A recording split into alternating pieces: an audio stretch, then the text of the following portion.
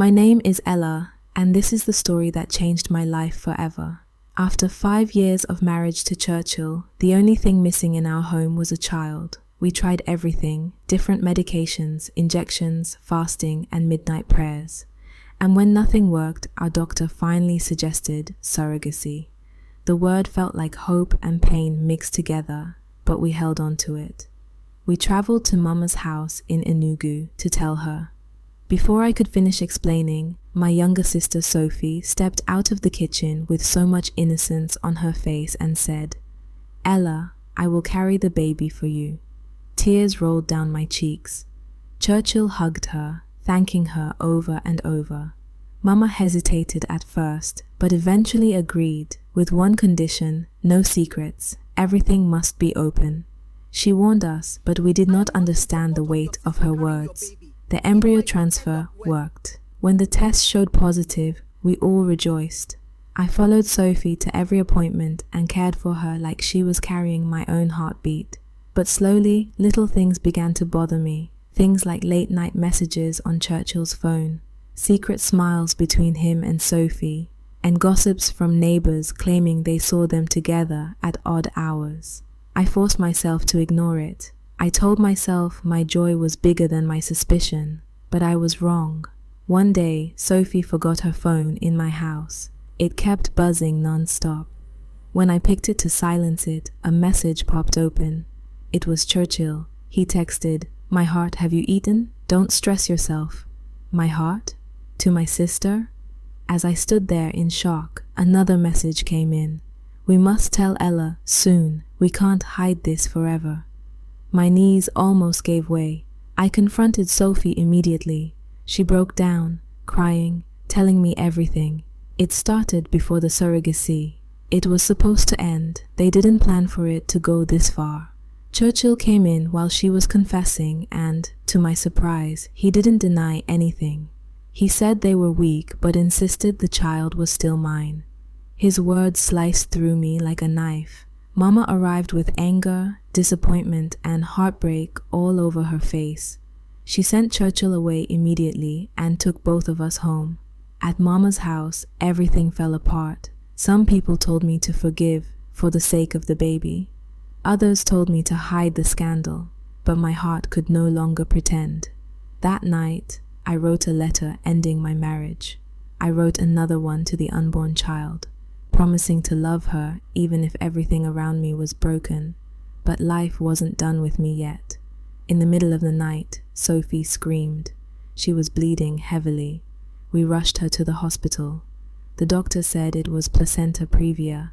It was dangerous and required calm, rest, and zero emotional stress.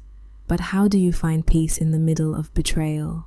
Still, I stayed by her side, caring for her with the same love that my pain could not erase.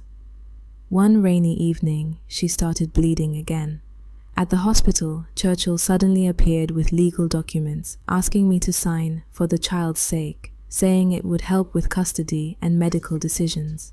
He thought I would sign out of fear. Instead, I tore the papers and walked away. But the real blow came weeks later. At 33 weeks, Sophie collapsed. They rushed her into an emergency theater. The doctor said they needed signatures from the genetic parents, me and Churchill. But Churchill reached the room first. He signed before I could say a word. They wheeled Sophie into surgery, crying, "Ella, please don't leave me." I stood outside helpless, feeling like the walls were closing in on me. Minutes later, I heard the tiny cry of a premature baby girl fighting for her life, my daughter. But as I ran toward the sound, I overheard Churchill on the phone whispering, "Don't worry, everything is under control." My blood froze. Control of what? The next morning, when Sophie woke up, the first thing she asked was, "Ella, did you hold the baby?" I told her ICU rules only allowed one parent at a time. She turned her face away and whispered, "So, which one of us did you choose, the baby or me?" That question broke me in places I didn't know existed. Before I could heal from that wound, Churchill's lawyer returned with more documents for temporary custody. That night, in the middle of heavy rain, Sophie asked the question that shattered whatever was left of my heart. If I didn't agree to be your surrogate, do you think Churchill would still have touched me? I had no answer. I only held her hand and cried with her. Everything happened so fast at the same time. The following day, the day everything became clear, a woman named Amanda, a pharmacist, visited the hospital. She told me she recognized Churchill the moment she saw him and Sophie together. She revealed something unexpected but deeply hurtful. She said Churchill had done this before with another woman with same pattern, the same sweet words, the same manipulation, the same promises, and the same legal traps afterward. She handed me evidence, photos, complaint letters, even text messages. Churchill was not just a weak man. He was a calculated liar who used women's vulnerability as his playground. But the question remained, why Ella? Why me? Why make me endure and go through everything I went through? What did he stand to gain? That day, I stopped crying. Something strong settled inside me. I walked into the ICU, placed my hand on my daughter's incubator, and said, "Your name will be gracious. Good things take time, and truth must stand." I filed for legal protection, informed my lawyer and my kinsmen, blocked Churchill everywhere, and prepared to fight with everything I had in me. Weeks later, when Gracious finally came home, Sophie held her and cried like a child. Mama danced with joy and relief. Weeks after, Churchill returned with flowers and fake repentance, but I sent everything back with a message. I am not your second chance. I am your lesson. We left Enugu and started over. Sophie began therapy. Mama stayed with us with motherly love, support, and encouragement. As for me, I learned to hold my baby and my dignity at the same time.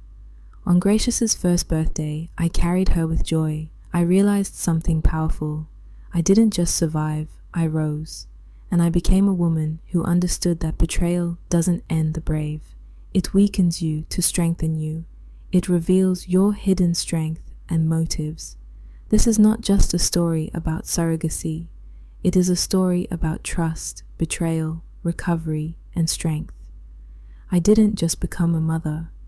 I became a new woman, one who knows her worth, protects her peace, and never apologizes for choosing herself